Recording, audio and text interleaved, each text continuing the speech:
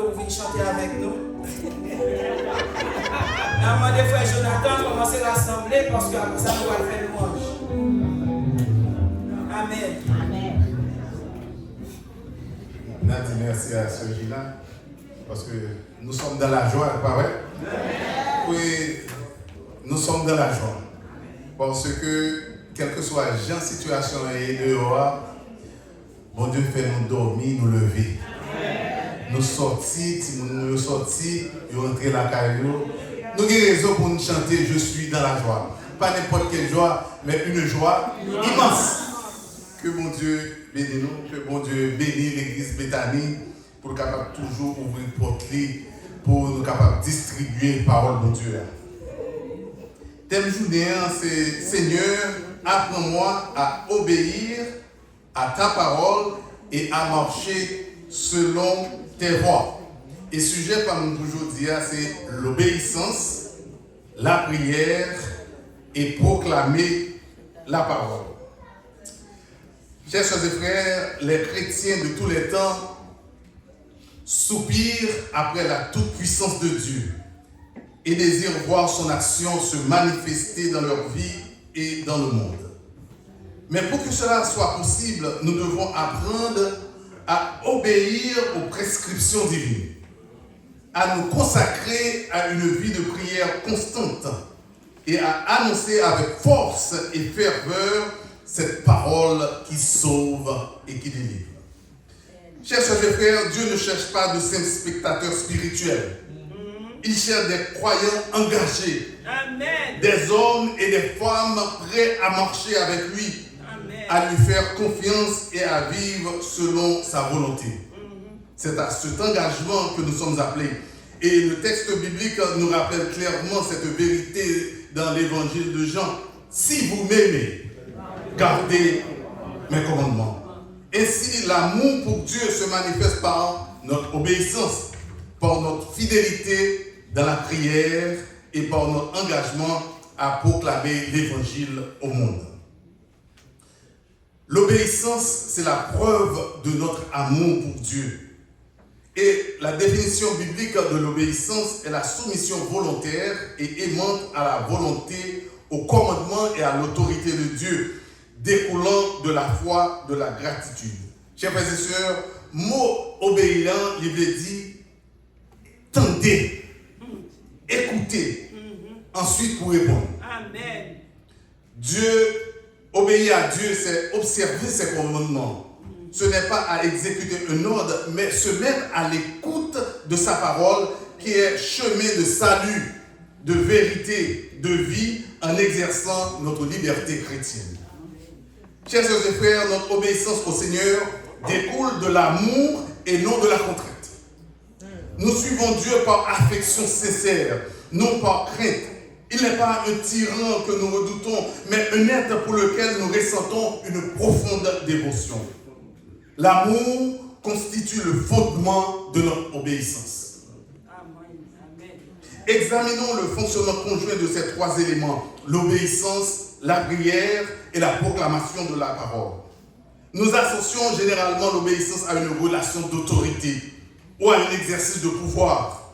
Nos enfants respectent nos consignes en raison de notre position d'autorité naturelle.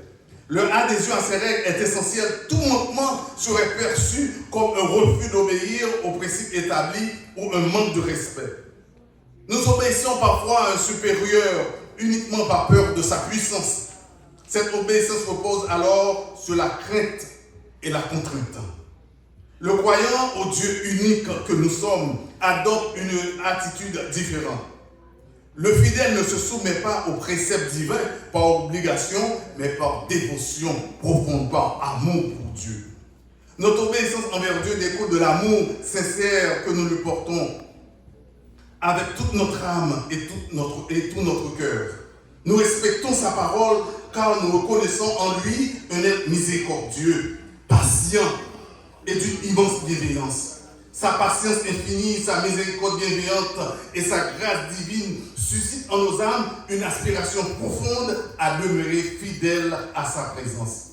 C'est pour cette raison que je vous encourage à nourrir et approfondir votre amour envers Dieu. À mesure que cet amour s'épanouit en nous, l'obéissance se transforme et cesse d'être un poids difficile à porter. Au contraire, elle se transforme en charge agréable et simple. Cette réaction reconnaissante émane spontanément envers Dieu qui nous témoigne son amour avant tout. Chers soeurs et frères, nous obéissons Dieu par amour pour lui. L'amour précède l'obéissance. L'amour précède l'obéissance. Oh, nous prions le Seigneur pour qu'il soutienne cet amour au regard de la prière quotidienne. L'amour précède l'obéissance. En plus de fois, nous connaissons l'homme, nous obéissons, c'est parce que nous gros nègres, non. C'est parce que nous n'aimons non. Amen. Qui fait obéir. Amen. Au moins, pour nous, même qui garçons, on n'aime pas la madame, nous pensons que c'est gros nègre, c'est pas ça, c'est parce que madame n'aime non. Qui fait obéir. Et même pour nous-mêmes tout, c'est parce que nous aimons Dieu. Parce que obéir veut dire écouter, nous tenter parole là. Nous tomber d'amour pour mon Dieu. Amen. Et une fois nous tomber d'amour pour mon Dieu, et bien nous prêts pour nous faire tout ça pour Dieu en Dieu. Amen. Oui, la prière est importante dans la vie du chrétien. Et la sœur White déclare, la prière est la respiration de l'âme. C'est le secret de la puissance spirituelle. On ne saurait lui substituer aucun autre moyen de grâce tout en conservant la santé de l'âme. La prière met l'âme en contact direct avec la source de la vie. Elle fortifie le nerf et le muscle de l'expérience religieuse. Négliger l'exercice de la prière ou ne s'y adonner que d'une façon intermittente, quand cela nous convient, c'est perdre contact avec Dieu. Le sens spirituel s'émousse, la religion manque de santé et de vigueur. Oui, chers soeurs et frères, à cause de notre amour et de notre obéissance à Dieu, nous nous approchons de lui au travers de la prière. La prière, c'est la respiration de l'âme. Elle exprime notre dépendance envers Dieu et notre désir profond de demeurer en communion avec lui. La prière est aussi intimement liée à l'obéissance. En effet, selon l'étymologie latine du mot obéir que nous sommes dit, il est évoqué pour tenter. C'est ça, obéir. Il faut tendre ou attendre sa bon Dieu à dire, ou attendre des paroles là, et ensuite obéir. Ainsi, la prière devient ce moment privilégié où nous écoutons Dieu, où nous recevons sa parole et nous disposons notre cœur à lui obéir. Oui, fixons notre regard sur Jésus. Son obéissance parfaite l'a mené à mourir sur une croix. La prière imprégnait chaque aspect de sa vie. Il consacrait du temps à communier avec son Père quotidiennement. Jésus prend temps pour capable prier. Et à plus forte raison pour nous-mêmes. Il prend temps pour capable communier avec Papa. Tandis que là, il y a une relation intime avec Papa. Parce que la prière a une importance extraordinaire dans la vie de Jésus. Et pour nous-mêmes qui chrétiens, nous connaissons que la prière a une place extraordinaire dans la vie de nous. Jésus s'isolait régulièrement pour prier, recherchant la présence divine et les directives paternelles nécessaires à sa mission. La prière représente plus qu'un simple rituel. Elle établit un lien vivant avec Dieu. Cette pratique enrichit notre amour envers lui, renforce notre foi et nous guide vers une obéissance authentique. La prière doit devenir notre habitude quotidienne. Apprenons à prier régulièrement. Cette discipline spirituelle s'avère essentielle. Sans elle, nous échouerons dans notre mission de témoigner de l'évangile. Nous avons besoin de la prière pour nous capables de prêcher l'évangile. Amen. Bon Dieu attend de nous de témoigner ça depuis l'heure de baptiser. Et bien nous sommes non seulement disciples, mais c'est nos missionnaires pour nous aller à la recherche des âmes. Nous avons besoin de la prière pour nous capables de faire ça. Chers soeurs et frères, la prière est l'un des piliers de l'évangélisation. Jésus lui-même prenait du temps, loin du bruit et de l'agitation du monde, pour prier son Père et demeurer en communion avec lui.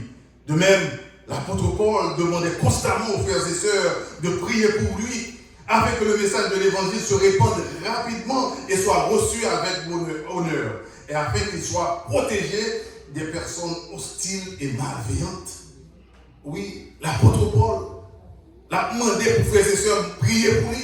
C'est là pour nous voir, chers frères et sœurs, la puissance de la prière. L'a demandé, tandis que la prêcher l'évangile là, et bien pour les faire face à monde qui malveillant, nous pas d'appeler quoi ça, hein? Pour mon Dieu, capable de protéger. Oui, prier en même temps pour nous, c'est l'apôtre Paul, afin que Dieu nous ouvre une porte pour la parole, en sorte que je puisse annoncer le mystère de Christ pour lequel je suis dans les chaînes et le faire connaître comme je dois en parler. La prière nous donne la puissance nécessaire pour annoncer la parole de Dieu en temps et hors de temps. Elle est cette force qui ouvre les portes fermées, qui brise les chaînes et qui rend libre tous ceux et celles qui sont courbés sous l'empire du péché. Alors, permettez-moi de vous poser cette question. Est-ce qu'effectivement nous avons vie de prière? Chers frères et sœurs, est-ce qu'effectivement nous avons vie de prière? Est-ce que nous connaissons vraiment la puissance de la prière?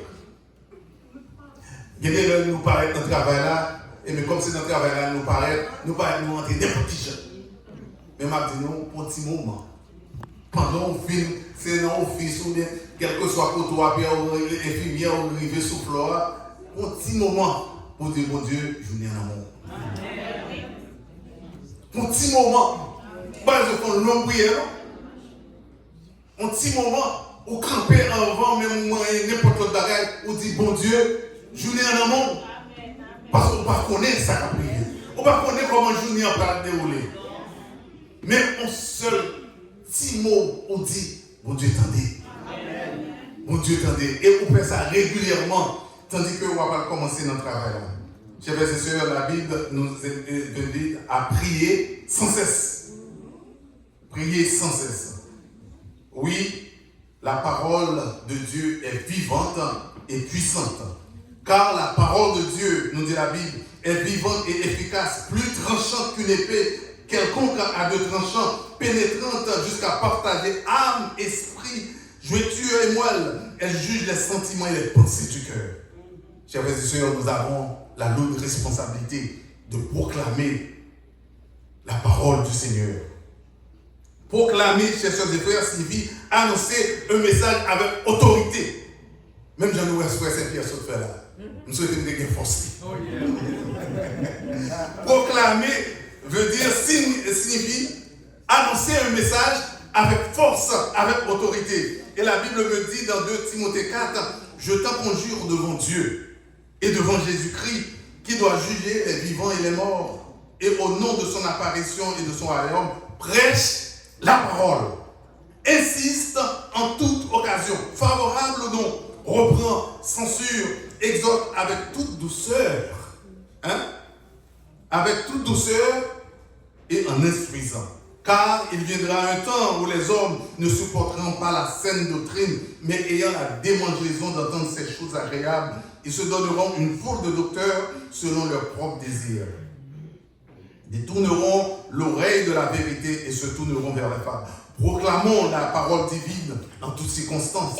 Diffusons l'essence vertueuse des Écritures à chaque étape de notre existence. Que le moment soit propice ou non. Partageons ce message afin que les âmes égarées puissent trouver le salut et accéder à la vie éternelle promise par Jésus-Christ à tous ceux qui placent leur foi en lui. Annonçons la parole divine avec conviction afin que ceux qui ignorent encore l'existence du Dieu unique puissent découvrir et apprécier la bonté du Seigneur. Partageons ce message avec foi, bravoure et bienveillance. Annonçons la parole divine conformément à l'enseignement éloquent de l'apôtre Paul dans l'épître aux Romains. Comment donc évoqueront-ils celui en qui ils n'ont pas cru? Et comment croiront-ils en celui dont ils n'ont pas entendu parler? Et comment en entendront-ils parler s'il n'y a personne qui prêche? Nous entendons causer, hein? Comment donc invoqueront-ils celui en qui ils n'ont pas cru? Et comment croiront-ils en celui dont ils n'ont pas entendu parler? Et comment en entendront-ils s'il n'y a personne qui prêche? Les nourrités nous disent, ah, nous pas bon, nous pas bon. Ah, mais devoir nous, c'est pour nous prêcher. Comme il a fait connaître bon Dieu bon. Il ne va jamais entendre de bon Dieu ça. Nous qu'est bon Dieu pour nous, nous qu'est bon Dieu en otage. C'est pour nous seuls, nous pas partager avec tellement bon Dieu pour nous. Alors, travail nous, c'est pour nous capables de proclamer, eh bien, belle parole ça. Cette parole qui sauve et qui délivre. Annonçons l'évangile avec assurance, comme l'a si éloquemment exprimé l'apôtre Paul dans l'épître aux Romains. car je n'ai point honte de l'évangile. C'est une puissance de Dieu pour le salut de quiconque croit, du juif, puis du grec. Chers sœurs et frères, l'évangile n'est pas simplement un message parmi d'autres, il est la puissance de Dieu pour sauver, transformer et donner la vie éternelle à tous ceux qui croient. Et c'est pourquoi nous sommes appelés à l'annoncer avec courage, foi et conviction partout où le Seigneur nous conduit. Oui, annonçons la parole selon l'instruction formelle de notre Seigneur lui-même. Il leur dit, allez dans le monde entier, proclamer l'évangile à tous les hommes. Proclamons le message précis que Matthieu révèle clairement dans son évangile. Allez, faites de toutes les nations des disciples, les baptisant au nom du Père, du Fils et du Saint-Esprit. Et enseignez-leur à observer tout ce que je vous ai prescrit. Et voici, je suis avec vous tous les jours jusqu'à la fin du monde. Proclamons la parole, comme l'a souligné le docteur Luc dans son évangile. L'Esprit du Seigneur est sur moi parce qu'il m'a oint pour annoncer une bonne nouvelle aux pauvres. Il m'a envoyé pour guérir ceux qui ont le cœur brisé. Chers frères et frères, ce passage nous rappelle que l'annonce de l'évangile n'est pas seulement un message de parole, mais une mission de vie. Nous sommes appelés à apporter l'espérance aux pauvres, à réconforter les cœurs brisés et à être des instruments de guérison et de transformation dans le monde. Proclamer la parole, c'est refléter l'amour de Dieu à ceux qui n'en ont plus le plus besoin. Et d'ailleurs, c'est ce que chante l'un de nos cantiques. Annonçons partout le dernier message du Seigneur Jésus revenant des cieux.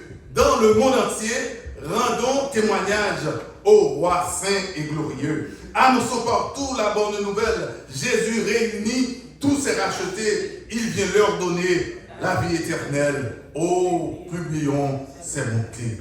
Oui, chers frères et frères, l'harmonie des trois dimensions. L'obéissance sans la prière, eh bien, son effort humain. Ou Dieu a obéir et pour pas prier, effort humain. La prière sans obéissance, eh bien, bon, c'est une religion stérile.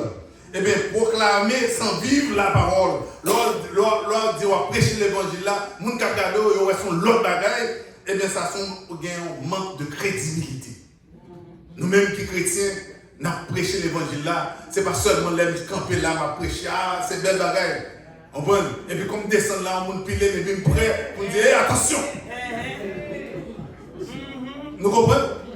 On dit, hey, attention. Nous sommes très mauvais, bien prêt pour marcher.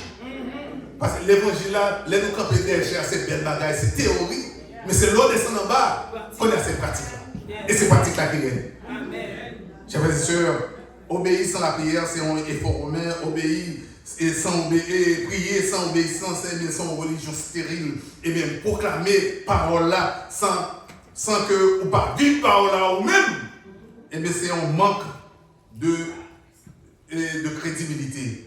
Oui, trois éléments ça, ils font pour marcher ensemble. Chers et frères, l'apôtre Paul nous rappelle dans sa lettre aux Éphésiens l'importance de revêtir toute l'armure de Dieu pour marcher avec force et assurance de la foi.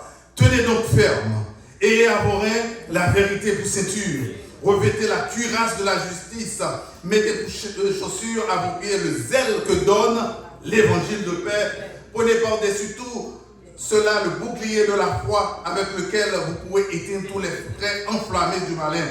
Prenez aussi le casque du salut et l'épée de l'esprit qui est la parole de Dieu. Faites en tout temps par l'esprit toutes sortes de prières et de supplications. Veillez à cela avec une entière persévérance et priez pour tous les saints. Ainsi, la parole de Dieu et la prière sont nos armes les plus puissantes. La vérité, la justice, la foi, le salut et l'évangile de paix deviennent notre protection et notre face-face aux défis spirituels. Que notre vie soit constamment marquée par la prière, la vigilance et l'engagement à proclamer l'évangile afin de marcher avec assurance dans l'œuvre que Dieu nous confie. Chers et frères, que le Seigneur vous accorde un cœur rempli d'amour pour lui obéir. Pour lui obéir fidèlement et marcher selon ses commandements. Qu'il vous donne un esprit de persévérance afin de demeurer dans la prière, en tout temps et en toutes circonstances, en recherchant sa présence et sa volonté. Et que sa grâce vous fortifie pour proclamer sa parole avec courage et avec foi afin que beaucoup entendent la bonne nouvelle et reçoivent la vie qu'il donne. Que la paix de Dieu vous accompagne, que sa puissance vous soutienne et que son esprit vous guide aujourd'hui et pour toujours. Amen.